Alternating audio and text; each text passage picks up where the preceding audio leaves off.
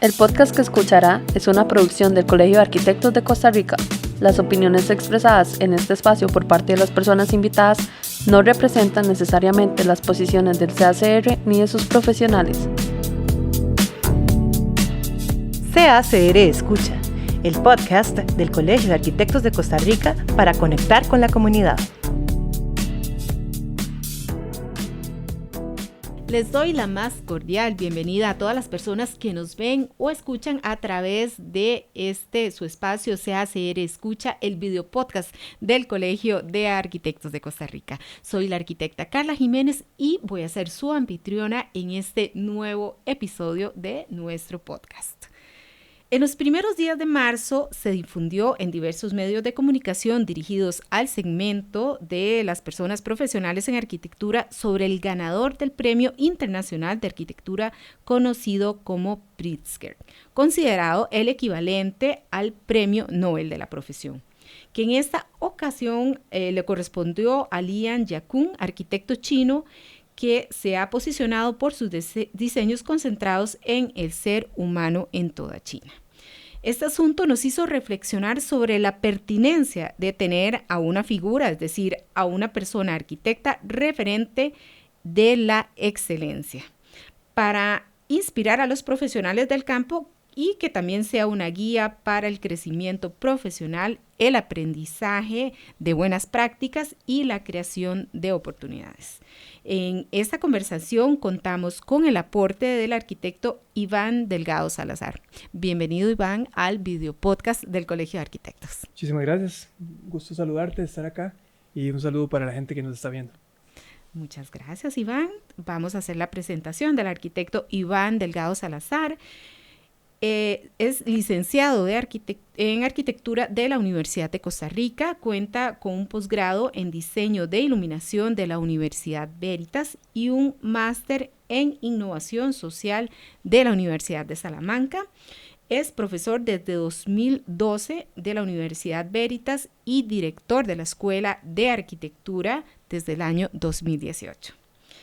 Es directivo del Green Building Council Costa Rica 2023-2025 y director del programa de emprendimientos ambientales CCA Hub Costa Rica.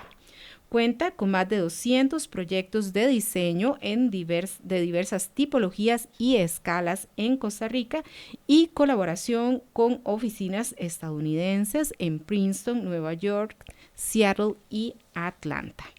Múltiples publicaciones sobre obras profesionales en medios digitales e impresos de Chile, Uruguay, México, Alemania, Italia, Rusia y Costa Rica, artículos de investigación en revistas indexadas. Otra de sus facetas es la de conferencista y ha estado en países como Guatemala, Ecuador, Perú, Chile y Bélgica. Es profesor invitado en la Universidad Landívar de Guatemala, Universidad Católica de Chile y Universidad Católica de Guayaquil en Ecuador. Entre sus intereses están la coexistencia de los valores asociados a la autonomía disciplinar y a los desempeños de la arquitectura para inspirar a una práctica discursiva que atienda los principales retos actuales, como lo son la inequidad social y el cambio climático. El intercambio entre la academia y la práctica profesional han marcado su quehacer, que intenta ser didáctico siempre y contribuyente a un proyecto social del cual la arquitectura debe ser parte. Bueno, Iván, nuevamente bienvenido a este podcast y a conversar sobre este tema tan relevante, tan importante. Comenzamos, Iván, con esta pregunta: ¿en qué beneficia a una comunidad gremial contar con referentes de personas profesionales exitosas? Hay versiones de excelencia en arquitectura, no hay una sola, digamos, estandarizada, ¿verdad?, sobre en qué consiste el trabajo bueno, sino que implica para las personas que sobresalen en esto tener una postura clara. Entonces, para las personas que observan esto, poder entenderlo, entender cómo lo logran, cuáles son como esas líneas de interés particulares y las posibilidades de cruce que hay con otras disciplinas, me parece que es muy valioso, es muy importante. En este caso, por ejemplo, el arquitecto chino que acaba de ganar el Pritzker, se valoró un abordaje, digamos, de la disciplina que tiene que ver con una práctica discursiva y poética, si se quiere. Ok, Iván, los premios nacionales e internacionales ponen el foco en personas arquitectas que han conseguido un ejercicio sobresaliente de la carrera. ¿Qué ha aprendido usted de esos procesos que sea de utilidad para los colegas en su vida diaria? Bueno, yo he aprendido a ver qué es lo que valoran los jurados y las personas con autoridad intelectual sobre la arquitectura en diferentes momentos, porque siempre está mutando. Es una disciplina que está siempre en constante cambio. Entonces, ver qué es lo que ellos entienden que debe ser relevante, ¿verdad? Por sobre otras cosas a veces. Y en este momento, por ejemplo, no solamente a nivel mundial, sino que el latinoamericano, especialmente diría yo, hay un énfasis en la agencia social de la arquitectura, ¿verdad? La posibilidad de atender a unas poblaciones mayores que no tienen capacidad, digamos, económica para poder tener ciertos productos, digamos, arquitectónicos más elaborados. Entonces, eso también genera debate, genera como mucha actividad intelectual también. Por ejemplo, lo que hace Patrick Schumacher, ¿verdad? El director de Zaha Hadid Architects, que está en contra de eso, ¿verdad? Entonces, hay una, digamos que una efervescencia en torno a esto, y eso me parece muy interesante. O sea, podríamos pensar que la tendencia en este momento a hacer proyectos que impacten a un mayor número de personas es, digamos, lo que estamos viviendo en este momento como sociedad. O sea, y es eso lo que ponen atención las personas encargadas de dar estos premios. Absolutamente. Desde los últimos Pritzkers al Crown Hall America's Prize, por ejemplo, del Instituto de Illinois, la Bienal Iberoamericana de Arquitectura, la BIAU, ¿verdad? En general, bueno, las bienales más importantes también, no sé, Quito, Buenos Aires, etcétera, se ve que hay una predominancia hacia esa línea, correcto. De ese impacto y de ese impacto social que lo podemos ver más marcado porque son proyectos más grandes en diferentes puntos, en diferentes ciudades. Ahora bien, pensemos en personas arquitectas que están iniciando su carrera y dan los primeros pasos, ya sea en el ejercicio liberal o trabajando para el sector público o privado. Esta consulta va dirigida a ellos. ¿Qué hábitos y habilidades considera que deben abordarse desde etapas tempranas para convertirse en ese profesional influyente? Claro, la arquitectura es una disciplina muy compleja. Siempre está influida por muchas voces, ¿verdad? Que al final de cuentas le suman a un discurso predominante. Y este discurso a veces se amolda un poquito, digamos, como a ciertos intereses de algunos de los sectores. Entonces, tener una postura clara, digamos, y una criticidad sobre lo que está pasando es súper importante y no es fácil tampoco. A nosotros se nos pide, digamos, en el tiempo tener una consistencia, ver para atrás en las obras y ver, bueno, cuáles son como las líneas de interés o las preguntas, ¿verdad?, que se está haciendo esta persona. Y eso no es fácil y yo creo que sí, desde temprano se tiene por lo menos estas digamos, inquietudes, pueden ser proyectuales, ¿verdad? Pueden ser teóricas, que estén ahí, pues no va a poder haber, digamos, esta consistencia. Yo podría decir, en términos como de una sugerencia práctica, ¿verdad? Pragmática, que uno debería poder identificar y clasificar, digamos, las restricciones que vienen del mismo contexto. Entonces, por ejemplo, las que son implícitas, inherentes a la arquitectura, ¿verdad? Que están ahí, pero a veces las damos por sentadas y las ignoramos, o las que son impuestas, digamos, por los reglamentos o por los clientes, ¿verdad? Porque ya vienen, son negociables, pero son externas también. Y hay otras que me parecen que son más fuertes, más interesantes, que son las autoimpuestas, digamos, cómo uno puede lograr una consistencia desde, digamos, un acercamiento intelectual o artístico, qué sé yo, y que eso da, pues, mucha coherencia, no solamente dentro de los proyectos, hablando en términos de diseño, ¿verdad?, pero también a través de ellos en el tiempo. Entonces, entre más pronto tenga esta claridad uno, pues mejor.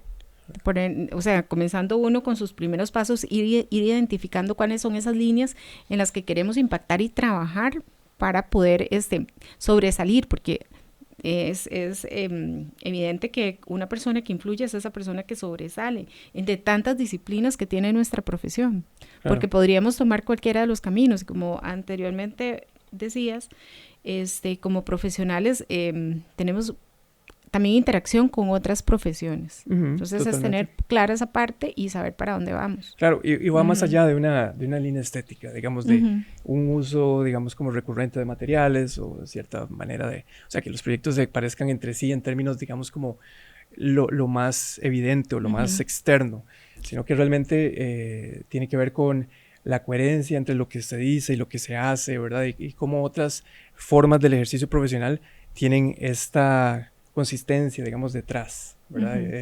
Que a veces, de nuevo, no es evidente, no es como identificable de pronto así, a simple vista en términos de por lo menos la obra construida, pero que sí se puede leer, digamos, como una búsqueda constante. Yo creo que es lo más importante. Y pensar en que no es algo que se hace de un día para otro, son años de mucho trabajo, de mucha... de ir marcando esa forma o ir marcando esa huella o esa firma en el trabajo de cada profesional en arquitectura. Claro. Ok, las personas arquitectas tienen la posibilidad de influir positivamente en la organización de territorios, en la creación de modelos urbanos más equitativos. ¿Por qué es importante que las personas arquitectas que inspiran al liderazgo se involucren en proyectos que mejoren los espacios que habitamos? Y en medio de situaciones que está viviendo el país, qué importante esta pregunta, Iván. O sea, ¿cómo impactamos también al entorno que habitamos? Sí, claro. Bueno, yo creo que involucrarse en la dimensión pública del espacio es el nivel más profundo, más fuerte, digamos, en el que podemos tener pues un impacto en la sociedad. Yo creo que, digamos, bueno, la otra parte de lo que estás diciendo es que, claro, ahorita nos preguntamos como cuáles espacios realmente tienen esa naturaleza pública donde se puedan, digamos, expresar posturas políticas, etcétera. Y tal vez detrás de eso hay como esta cosa difusa de saber a quién le corresponde, digamos, gestionar esos espacios, digamos. A veces está un poquito más recargado del lado privado últimamente, no sé qué, pero definitivamente en nuestro país y en muchas otras partes es como poco claro, digamos, como a quién le corresponde. Entonces, yo creo que de las tareas más fuertes que puede haber es lograr eso, ¿verdad? Que involucra no necesariamente, digamos, buscar unos puestos de poder, digamos, unos cargos como muy jerárquicos, sino realmente lograr acuerdos. Yo creo que eso es lo más difícil. Hace poquitos días estábamos viendo a Víctor Márquez de México y presenta unas cosas que realmente podrían parecer imposibles, ¿verdad? Unos años antes de poderse ejecutar, con un nivel de calidad, digamos, de unos parques impecables, ¿verdad? Donde antes pudo haber habido un relleno sanitario, por ejemplo. Y luego, pues, o sea, lo que él dice, no importa si puse más o menos árboles o el ancho de las aceras era más o menos, era realmente lograr acuerdos, poner a gente, digamos, de acuerdo, de pronto gente de sectores antagónicos y no sé qué, pero tener esa visión de qué se ocupa y estar como en el centro, yo creo que es lo más fuerte que se puede hacer y es de lo más difícil. Porque en este caso hay que la parte social junto con la parte económica, o sea, de lo que está dispuesto cualquier proyecto de contar con ese dinero y además de eso, pues ver la parte de esa interacción con diferentes profesionales y con diferentes ideologías que es inevitable, ¿verdad? Tema político, sí. O sea, cómo podemos hilar y de ahí la función del profesional en arquitectura. Particularmente es el que se ha caracterizado por ser ese ente que hila entre diferentes entidades o entre diferentes disciplinas. Sí, claro. Ok, ahora desde su propia experiencia, ¿qué riesgos hay que correr para gestar legado en diversos ámbitos? Por ejemplo, diseñar y hacer obra construida, trabajar en la academia y participar en otras organizaciones como el Green Building Council y el programa de emprendimientos ambientales, que como vimos al principio del podcast, vos estás involucrado en esta línea. Sí, bueno, tal vez más que riesgos es, digamos, como los retos, ¿verdad? Que de nuevo es como perder las líneas de fondo detrás de todo esto, que a pesar de que pueden ser como tareas muy, muy variadas y muy diversas, si no hay un enfoque detrás, ¿verdad? Yo creo que uno se puede perder o de pronto darle más importancia a una que a la otra y pues eso no estaría bien. Yo creo que tener claro, por ejemplo, en mi caso, yo lo veo como desde esta especie de cometido, digamos, o misión didáctica, ¿verdad? Que yo entiendo el legado como algo que le sirve a la gente, no solamente en términos de decir, bueno, esta es la única manera de hacer esto, pero hay posibilidades o hay rutas de trabajo, digamos, sobre esto. Entonces, que siempre sea ejemplar, digamos, en ese sentido, o sea, que dé ejemplos y que ojalá que inspire, ¿verdad? Eso definitivamente está detrás, digamos, es como una línea común de todas estas tareas. Y también podría hablar del tema de cambio climático, de la responsabilidad ambiental, ¿verdad? Que es común a todas estas líneas. Yo creo que es de lo que debemos estar atendiendo más fuertemente en este momento y eso creo que caracteriza como a todas esas áreas de trabajo en las que estoy. Y ahora que me mencionas esa parte del tema didáctico, o sea, porque muchas veces nos enfocamos en dejar ese legado, o sea, físico, de cosas que vemos, obra arquitectónica, obra construida, pero también la parte de dejar documentado muchos de los logros es importante. O sea, es una línea que me gustaría también que ampliáramos un poquito, porque tal vez pensamos los arquitectos en eso, o sea, solamente vamos a construir esto, pero no marcamos esa importancia tan grande que tiene dejar documentado y dejar evidencia del trabajo que se ha venido haciendo. Claro, y eso a mí me cuesta muchísimo, te lo digo porque, digamos, si se deja pasar tiempo, ya no tenés tan claro qué era lo que estabas buscando de pronto, ¿verdad? ¿Qué estaba pasando en ese momento? Yo creo que hay que ser oportuno, hay que ser, digamos, puntual con poder registrar eso de toda la manera, digamos, de documentación que pueda haber.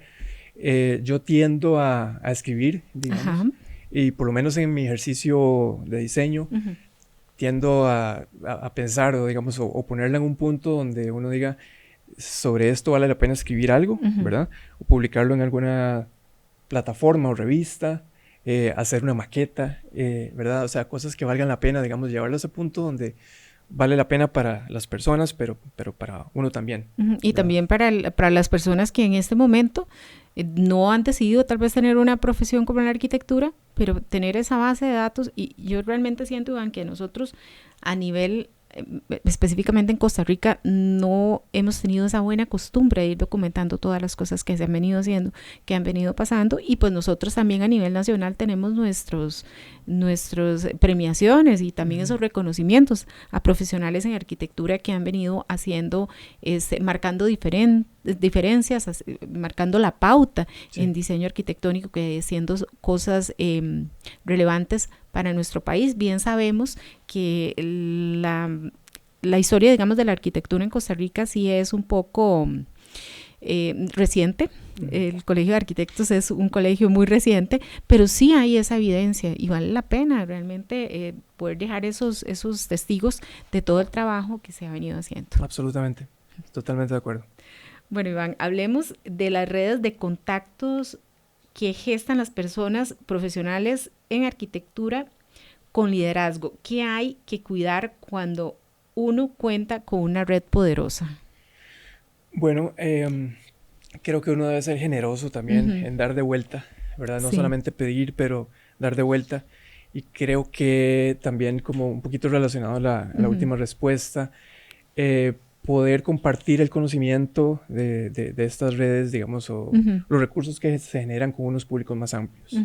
Entonces, yo lo veo mucho como en la faceta, digamos, de académico, ¿verdad? Si tenés relación con alguien que está en el área de práctica profesional o gremial, lo puedes traer, digamos, a la academia para que entonces presente algo, ¿verdad? Tenga una conferencia, etcétera, o se le haga una entrevista y se registre, ¿verdad? Como poder, digamos, ampliar y como que polinizar, digamos, entre las diferentes personas, actores, digamos, que están en estas redes para que se expanda el conocimiento, ¿verdad? Pero sí, definitivamente hay que cultivar, digamos, esas relaciones constantemente.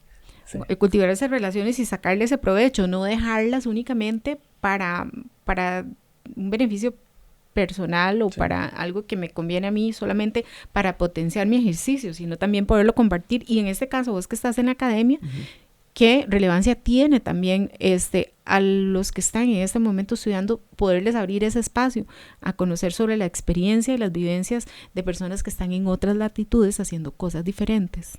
Correcto, correcto. O sea, son unas oportunidades increíbles que de pronto, de nuevo, por el tema de las redes, alguien te conecta con alguien que te conecta con alguien, etcétera, ¿verdad? Entonces, constantemente tenemos estas posibilidades a veces inesperadas, valiosísimas, de un día para otro. No sé, en diciembre pasado teníamos un arquitecto hindú que simplemente dice, voy a ir a Latinoamérica, quiero empezar por Costa Rica y quiero ir a una universidad. Entonces fue una experiencia así como maravillosa porque una experiencia cultural primero que todo, y luego pues, bueno, específicamente en arquitectura estamos haciendo esto y esto y esto, y es otro mundo, absolutamente. Entonces, sí. Y lo interesante de eso es que podemos ver la experiencia, o sea, podemos abrirnos a esa experiencia de otras personas que están trabajando en otros países diferentes, y también que esas personas puedan conocer lo que estamos nosotros haciendo acá. También. Y lo que está pasando, por ejemplo, con los estudiantes de arquitectura en este caso, y interesante porque eso nos abre